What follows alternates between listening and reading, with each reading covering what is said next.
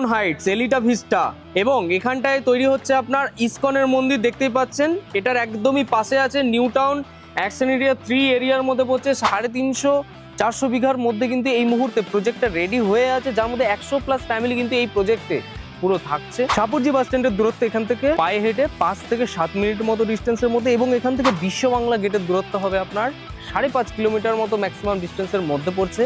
খুবই ভালো একটা প্রজেক্টের মধ্যে এখানটা আপনি পেয়ে যাচ্ছেন ফ্ল্যাট আছে, জমি আছে, বাড়ি আছে, বাংলো করে দেওয়া হচ্ছে, সবকিছু এখানে পেয়ে যাচ্ছেন। বাংলো শুরু হচ্ছে এখানটায় 55 লাখ থেকে, যেটা আপনার 3 BHK আছে। আর যারা মনে করছে যে জমি কিনবে 1.5 কাঠা 2 কাঠা 2.5 কাঠা সব রকম জমি কিন্তু অ্যাভেলেবেল আছে, এবং এটা কিন্তু লোন ফেসিলিটি পেয়ে যাবেন। সামনে রাস্তা থাকছে আপনার 30 ফুটের, এইরকম হচ্ছে আপনার বাংলোগুলো রেডি করে দেওয়া হবে, যেটা আপনাকে কোম্পানি করে দেবে। এবং ইএমআই ফেসিলিটি মানে ব্যাংক লোন, কিন্তু সব রকম ব্যাংক থেকে কিন্তু লোন আপনি পেয়ে যাবেন।